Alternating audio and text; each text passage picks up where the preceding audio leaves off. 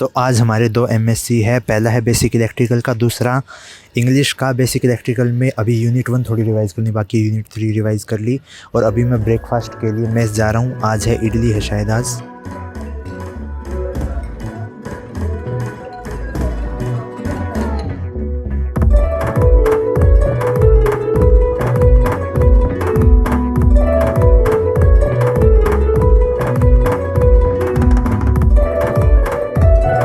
तो अभी मैं ब्रेकफास्ट करके वापस रूम पे आ गया हूँ। अब सोच रहा हूँ पहले तैयार हो लेता हूँ, फिर जितना टाइम बचेगा मेरे हिसाब से इनफ टाइम बच जाएगा आराम से। जितना नहीं मतलब जितने की रिवीजन करनी है वो भी हो जाएगी।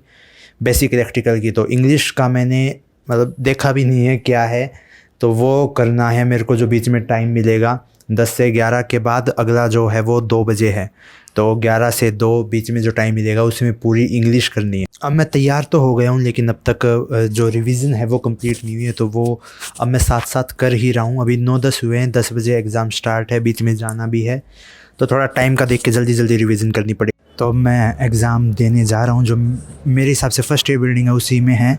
मेरा रूम नंबर 103 है और मैं मेरे रूम के पास आ चुका हूँ। अब अंदर नहीं गया हूँ, 10 मिनट में एग्ज़ाम स्टार्ट होने वाला है।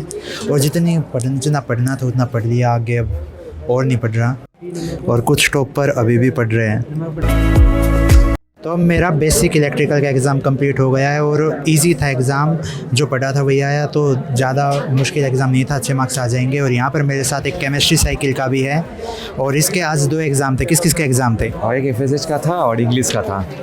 दोनों एग्ज़ाम लेंथी थे? नहीं, लेंथी नहीं थे, ईजी थे। इजी थे। इंग्लिश का क्या होता है ना, हम दोनों का सेम आएगा। दूसरा एग्ज़ाम ज़्यादा छोटा था क्या? दूसरा किसका था वो?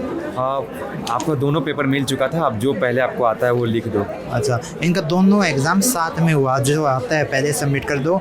30 मिनट में इसका इंग्लिश का एग्ज़ाम हो गया था और वैसा ही एग्ज़ाम हमारे आएगा। अब की बार लिखना नहीं है, fill in the blanks type ही आएगा इस बार इंग्लिश का एग्ज़ाम। और मेरे हिसाब से लंच टाइम में हो जाएगा ना, मैंने अब तक कुछ भी नहीं पढ़ा।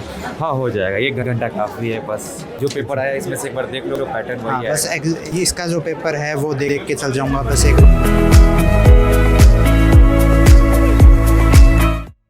तो टोटल 60 वर्ड्स थे जो मैंने शेयर किए थे, उनमें से ये 25 वर्ड्स हैं जो कि मैं थोड़े अच्छे से कर रहा हूँ। बाकी जो वर्ड्स बच गए 35 वो मैं ऊपर से देख के जाऊँगा बस। और देखता हूँ, ये तो मैंने 2-3 बार रिवाइज़ किए हैं, पता नहीं इससे आया तो हो पाएगा या फिर नहीं, लेकिन मेरी इनकी अच्छी तैयारी है। अभी बस मैं एग्ज़ाम देने जा रहा हूँ। अब 10 मिनट में एग्ज़ाम स्टार्ट होने वाला है। तो अभी हम टाइम से लेट है वैसे, क्योंकि बहुत पहले जाना होता है। हम पिछले में ज़्यादा पहले गए थे। अब क्या होता है, 5 मिनट पहले वहाँ पे पहुँचे तो अच्छा रहता है, क्योंकि एग्जैक्ट जो टाइम बताया गया है उस पर स्टार्ट हो जाता है। तो मैं फ़ोन को अंदर डाल रहा हूँ और सीधे एग्ज़ाम के बाद ही मिलूँगा इंग्लिश।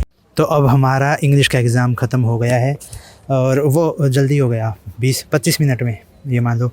और ईजी था, पता नहीं अब पिछला भी इजी था। जो पिछला एग्ज़ाम था उसमें मार्क्स हमें बताए नहीं गए थे, अब पता चला। अब मेरे जो मार्क्स आए हैं वो है 13।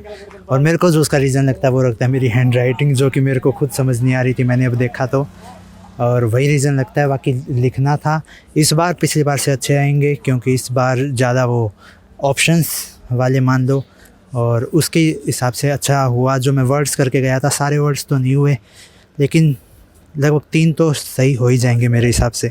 ये जो वाइंडिंग मशीन अभी काम करनी शुरू ही की थी, अब इसमें स्टॉक भी ख़त्म हो गया और अब ये अपडेट कर नहीं रहे। अब वैसे सबसे घटिया चीज़ें बची है अब, क्योंकि जो सबसे मेन चीज़ थी मैंने लस्सी ली थी वो सबसे पहले ख़त्म हुई थी। तो अब केमिस्ट्री साइकिल का भी पूछ लेते हैं, कैसा हुआ एग्ज़ाम? बहुत अच्छा गया एग्ज़ाम।